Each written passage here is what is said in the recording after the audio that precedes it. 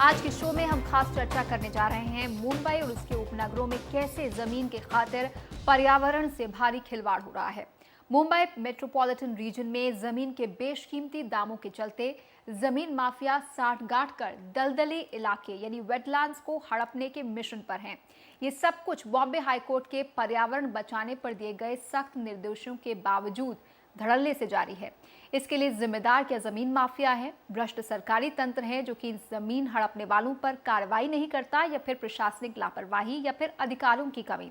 इन तमाम पहलुओं की पड़ताल की मुंबई में हमारे संवाददाता आशीष भाटिया ने।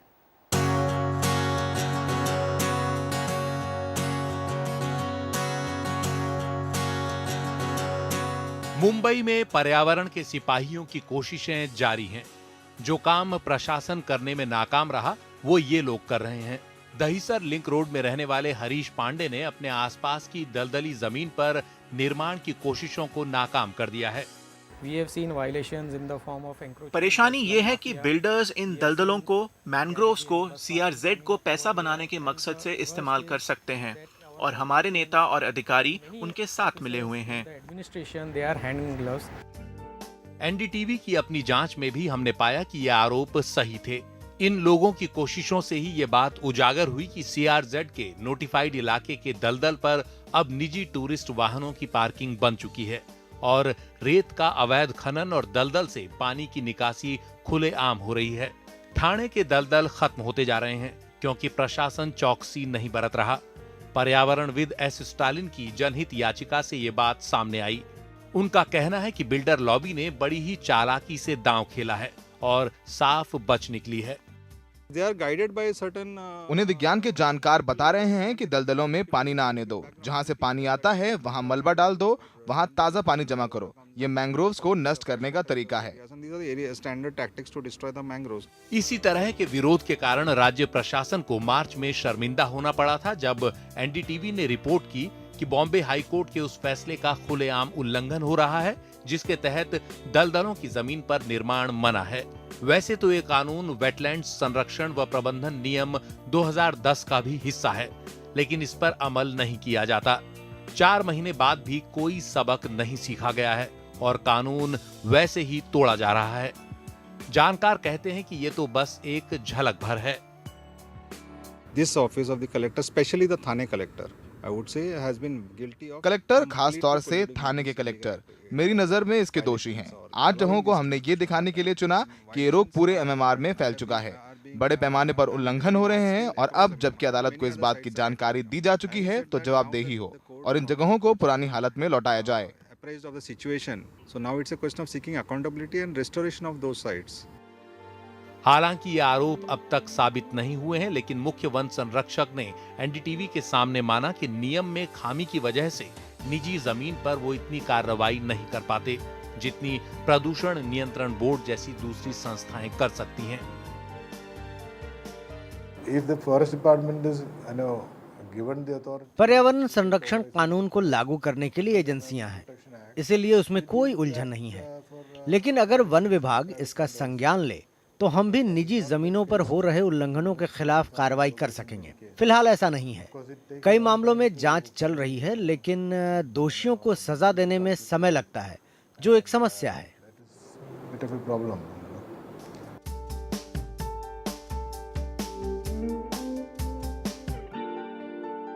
CRZ नोटिफिकेशन का संशोधन 25 बार करने के बावजूद भी अब तक कानून तोड़ा जा रहा है। जिनके पास पर्यावरण संरक्षण के अधिकार हैं वो अपने कार्य से कतरा रहे हैं और जो ये कार्य करना चाहते हैं उनके पास अधिकार नहीं। ऐसे में मुंबई के दलदलों को बचाने की ये मुहिम तब जाकर सफल होगी जब तक प्रशासन और नेता एक सही नीयत से काम नहीं करेंगे। मुंबई से कैमरा पर्सन मल्लिकार्जुना और राकेश सोलंकी के साथ आशीष भाटिया, एनडीटीवी के लिए। इस पूरे मुद्दे पर चर्चा करने के लिए हमारे साथ मौजूद हैं हरीश पांडे, जो कि सेक्रेटरी हैं new link road residents forum के, और साथ ही हैं विनोद संपत, जो कि advocate and president of cooperative societies association हैं। आप दोनों का स्वागत है हमारे स्टूडियो में। शुरुआत आपसे करते हैं हरीश जी। ज़ाहिर तौर पर रेजिडेंट्स को जो इस इलाके के हैं उनकी चिंता बढ़ती जाती, क्योंकि अगर इलाके की पर्यावरण में कोई प्रॉब्लम आएगी, कोई संतुलन बिगड़ेगा तो आगे जाके इसका खामियाजा वहीं के लोगों को उठाना पड़ेगा। लेकिन किस तरह की आपने वहाँ पर गड़बड़ियाँ आपने देखी हैं? देखिए, दहीसर, बोरीवली दहीसर ये एक ऐसा पट्टा है मुंबई का जहाँ पर लगभग हमारे घर इलाके के आसपास ही 1200 हेक्टेयर मैंग्रोव्स की इलाका है। इसके अलावा काफ़ी खाड़ी क्षेत्र है जिसमें समुंदर का पानी रेगुलर बेसिस पर आता है और जिसके वजह से मैंग्रोव अच्छी तरह से फूल फल रहे हैं। मुंबई में जगह की कमी होने के वजह से यहाँ पर जो बिल्डर लॉबी है वो शुरुआत में एनक्रोचमेंट करते हैं, झोपड़पट्टियाँ बसाते हैं या विभिन्न तरह के, जैसे कि हाईकोर्ट ने अभी माना है कि और फॉरेस्ट डिपार्टमेंट ने भी माना है कि वहाँ पर रेती का खनन होता है, टूरिस्ट बसों के लिए पार्किंग वहाँ पर बन जाती है। आगे चलकर यही जगह जो है वो पॉलिटिशियंस, एडमिनिस्ट्रेशन के ऑफिसर्स और बिल्डर्स लोग मिलकर इसमें डेवलपमेंट प्लान करेंगे और इसी कारण से जो हमारा जो समुद्री पट्टा है और हमारे बीच में जो मैंग्रोव्स हैं, जो कि हमारा समुद्र में हाई टाइड से और समुद्र में आने वाले सुनामी या तूफ़ान से आगे कभी भी चलकर ये हमारे जो संरक्षण करेंगे वो लगभग ख़त्म करने की कोशिश है। और इतना सब करने के बावजूद भी आप जो डेवलपमेंट कर रहे हैं उससे आम आदमी को फ़ायदा नहीं होगा, उससे जो फ़ायदा होगा वो इन्वेस्टरों को फ़ायदा होगा, बिल्डर लॉबी को फ़ायदा होगा। तो हम चाहते हैं कि जो ये मैंग्रोव्स के क्षेत्र है, खाड़ी क्षेत्र है, इनका संरक्षण किया जाए। वेटलैंड रूल कहते हैं कि यहाँ पर किसी भी तरह का कंस्ट्रक्शन नहीं होना चाहिए और ये हाई कोर्ट ने भी ये कबूल कर लिया है, ये रिपोर्ट गवर्नमेंट ने एक्सेप्ट कर लिया है कि हाँ यहाँ पर उल्लंघन हो रहे हैं। तो हमारी यही मांग है कि भाई जो वेटलैंड के रूल्स है आप उसे इम्प्लीमेंट कीजिए, जो दोषी लोग हैं आप उनको सजा दीजिए, तो आगे चलकर इस तरह की हरकतें नहीं होंगी। जी, लेकिन ऐसा हो नहीं रहा है ज़मीन पर। विनोद जी, आपका क्या मानना है? कहा जाता है कि मुंबई में ज़मीन माफिया साठगांठ करके सरकार में बैठे लोगों से इस तरह की गतिविधियों को अंजाम दे रहा है, जहाँ पर लैंड फिलिंग हो रही है, गार्बेज डिस्पोजल हो रहा है, बिल्डिंगों का जो मलबा है वो ऐसे क्रीक्स में या वेटलैंड्स या मैंग्रोव्स की जगह पर डाला जा रहा है जिससे कि बाद में जाकर इन पर रिहाइश हो सके या इन पर निर्माण हो सके। तो क्या ये सरकार की उदासीनता है या सरकार की साठगांठ है? मेरी राय में सरकार करना नहीं चाहती। आज इनकम टैक्स कोई इवेट करता है और मैं इन्फॉर्मेशन देता हूं तो मेरे को एक इंसेंटिव मिलता है, एक कमीशन मिलता है। उसी तरह से वेटलैंड की जगह है, उसमें अनऑथराइज्ड एक्टिविटी होती है, वो पॉइंट आउट करो, व्हीकल को आप सीज कर लो, ऑटोमेटिकली उन लोग को ही रखेंगे नहीं।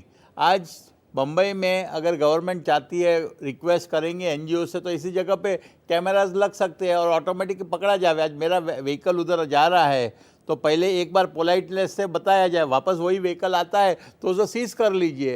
If the government wants has a will, all things are possible. जी बिल्कुल। हरीश, आपको क्या लगता है कि जो वेटलैंड्स वाला इशू है, दलदल का इलाका है, उसको भरने की ये जो कोशिश की जा रही है, रिपोर्ट में ऐसे देख के लगता है कि ये सिर्फ इसलिए नहीं कि मलबा आके डंप कर दिया, ये एक सोची समझी साइंटिफिक अप्रोच की जा रही है ताकि लंबे वक्त तक अगर ये चलता रहा तो वो दलदल ही ख़त्म हो जाएंगे। तो क्या ये जो आप मानते हैं इस बात को कि ये सोची समझी एक साइंटिफिक तरीके से ही किया गया है, या जो बिल्डर लॉबी है वो इतने टैंडम के साथ और इतने नेटवर्क के साथ काम नहीं कर सकती? देखिए, ये तो एक सोची समझी साजिश है। जो आप कह रहे हैं ये कॉन्स्पिरेसी है। अगर आप नोट करें तो लास्ट 10-15 साल 20 साल में जब से वेटलैंड और जो मैंग्रोव्स रिलेटेड CRZ नोटिफिकेशन आए हैं, आप किसी भी तरह का कोई भी वायलेशन का किसी बिल्डर के खिलाफ, किसी भी इंसान के, बिल्डर ही नहीं, अगर कोई जो ज़मीन का मालिक है वो भी अगर कोई पर्यावरण के विरुद्ध कोई कार्रवाई करता है, कानून के विरुद्ध कार्रवाई करता है, तो आप देखेंगे किसी भी तरह का कोई कन्विक्शन होता ही नहीं है। और अगर मान लो कन्विक्शन भी हो जाए तो उसमें कोई सज़ा नहीं होती है। तो आप कोई प्रेसिडेंट ही नहीं रख रहे हो, आप जो कानून है वो कानून को अमल में ही नहीं ला रहे हो, कानून आपके कागजों पर रह गए हैं और ज़मीनी तौर पर कोई कार्रवाई होती नहीं है, तो इससे और ज़्यादा लोग एनकरेज होते हैं। पहली बात। दूसरी बात, अगर आप कानून में थोड़ा सा फेरबदल करें, किसी भी तरह का पर्यावरण का उल्लंघन जो करते हैं वो एक नॉन कॉग्नाइजेबल ऑफेंस है। नॉन कॉग्नाइजेबल ऑफेंस होने की वजह से पुलिस उसमें कोई सुओ मोटो काम नहीं कर सकती, 24 घंटे जो ड्यूटी पर जो अफसर रहते हैं वो है मुंबई की पुलिस, और मुंबई की पुलिस अगर कार्रवाई नहीं कर सकती है तो कार्रवाई कौन करेंगे? आपने कार्रवाई छोड़ दी है, या कोई किसी रेवेन्यू डिपार्टमेंट के ऑफिशियल के ऊपर छोड़ दिया है, या महानगर पालिका के ऊपर छोड़ दिया है। मुंबई महानगर पालिका कहती है कि भाई हमारे लिए मैंग्रोव संरक्षण का और CRZ वेटलैंड्स के संरक्षण का हमारे पास में कोई प्रावधान नहीं है, हमारे पास में कोई रिसोर्सेज नहीं है, और हमारे पास में किसी भी तरह का फंड्स नहीं है। तो जब इतने बड़ा मुंबई का खाड़ी क्षेत्र है और महानगर पालिका वहाँ पर कोई प्रावधान नहीं रखे तो ये खाड़ी क्षेत्र बचेंगे कैसे? अगर कानून तोड़ने वाले जो हैं 24 घंटा अगर पुलिस सतर्क रहती है और पुलिस उनके ऊपर कार्रवाई करती है, उनके ऊपर FIR दर्ज करके अगर आगे कार्रवाई करती है तो आप किसी तरह का एक डिटरेंस क्रिएट कर सकते हो। इससे लोगों के में थोड़े दिल में थोड़ा भय आएगा, थोड़ा डर आएगा। आज तो कोई 4-4-5 कुल मिलाकर हरीश जी ऐसा लगता है कि कानून को भी और सख्त बनाने की जरूरत और जो मौजूदा कानून है उन्हें बेहतर तरीके से अमल में लाने की जरूरत है। विनोद जी, आपको क्या लगता है, कानूनों में यहाँ पर लचरपन है या फिर उसका ठीक से क्रियान्वयन नहीं हो रहा, उस पर ठीक से अमल नहीं हो रहा, या फिर कानूनों को और ज्यादा सख्त बनाने की जरूरत है? देखिए, कानून सख्त बनाने साथ में उसकी इम्प्लीमेंटिंग एजेंसी इज इम्पॉर्टेंट। जब तक कोई भी कानून के लिए इम्प्लीमेंटिंग एजेंसी स्ट्रांग नहीं होगी तो कानून बुक पे ही रहेगा। पेपर लॉज, पेपर टाइगर की कोई वैल्यू नहीं है। इम्प्लीमेंट होना चाहिए। कानून का डर कभी रहेगा जब भी सामने वाला गलत काम करने जा रहा है और उसे उतनी बड़ी सज़ा मिलेगी तो ही वो कानून से डरेगा, वरना कानून से कौन डरते हैं आजकल। आज आप देखिए, रास्ते पे भी आप जाते हो, सबको मालूम है अनऑथराइज कंस्ट्रक्शन नहीं होना चाहिए। आज मुंबई में कौन सी ऐसी गली है कि जहाँ पे अनऑथराइज कंस्ट्रक्शन नहीं है? जी बिल्कुल। हरीश जी, आपको क्या लगता है कि जो बात विनोद जी ने कही है कि मुंबई में ऐसी कौन सी गली है जहां अनऑथराइज कंस्ट्रक्शन नहीं है, शायद वो मुंबई की अब एक मजबूरी सी बन गई है। तो आपसे ये जानना चाहेंगे कि किस तरह से आप मानते हैं कि पर्यावरण और रिहाइश की ज़रूरत को साथ में लेके चला जा सकता है? देखिए, सबसे पहले तो जो पर्यावरण के लिए जो जागरूकता है वो जागरूकता लोगों में आनी चाहिए। लोगों में वो जागरूकता आने के बाद में आप पर्यावरण विरोधी कोई भी जो भी काम होगा, वो जो अधिकारी है आप उनके खिलाफ कुछ ना कुछ टाइम बाउंड एक फिक्स टाइम फ्रेम के अंदर उसका कोई ना कोई सल्यूशन निकले। और रही बात ये जो कंस्ट्रक्शन या ये जो रिक्लेमेशन हो रहे आगे चलकर, मुंबई में ये कंस्ट्रक्शन आम लोगों के लिए नहीं हो रहे हैं, ये सिर्फ सिलेक्टेड जो बिल्डर लॉबी है, पॉलिटिशियन लॉबी है, इनके लिए हो रहे हैं। मुंबई में इन इलाकों में, मुंबई के किसी भी इलाके में आम इंसान के लिए आज के तारीख में एक कंस्ट्रक्शन होने के बाद वहाँ पर फ्लैट लेना भी मुमकिन नहीं होता, क्योंकि ये चीज़ें इतनी महंगे होती हैं। और जो बिल्डर है, इन्वेस्टर्स है, वो इसी के तो कंस्ट्रक्शन करके इसी में उन लोग अपना पैसा बना रहे हैं और इससे जनता को कोई फ़ायदा नहीं हो रहा है। तो आप जनता को जागरूक कीजिए, जनता को इसके बारे में जानकारी दीजिए। जो वेटलैंड्स हैं वो वहाँ पर आप प्रॉपर, नागरिकों को ये पता होना चाहिए ये CRZ है, ये वेटलैंड्स हैं। और उस तरह का अगर आप मैप्स नेट पे महानगर पालिका सरकार ऑनलाइन रखती है तो लोगों को वहाँ पर जो फ्लैट्स लेंगे वो आगे चलकर उनको किसी भी तरह का कानूनी दिक्कत नहीं आएगी और वो एक क्लीन टाइटल के फ्लैट्स वो आप ले पाएंगे। और आपको जो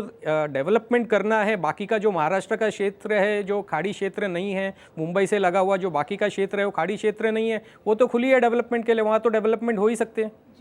हरीश जी, आपने एक बहुत अच्छी बात कही कि डिमार्केशन होना चाहिए वेटलैंड्स का, मैंग्रोव्स का। मुंबई के नक्शे पर हर 20 साल में मुंबई का डेवलपमेंट प्लान बनता है, उसकी समीक्षा की जाती है। अब इस साल भी बनना है, अगले 20 सालों के लिए। तो क्या आपको लगता है कि सरकार इसे लेकर कुछ गंभीर है, या फिर ये जो बिल्डर लॉबी है जिसके दबाव में ये सब कुछ हो रहा है, साठगांठ करके, भ्रष्टाचार के चलते ये योजना इस बार भी अधर में लटकी रहेगी? हमारा तो एकदम, देखिए, अभी सरकार ने खुद सिफारिश की है कि जो कोस्टल वायलेशंस हुए हैं, जो भी इरेगुलरिटीज़ है, उन्होंने MOEF से, केंद्र सरकार से कहा है कि आप इनके खिलाफ कार्रवाई मत कीजिए।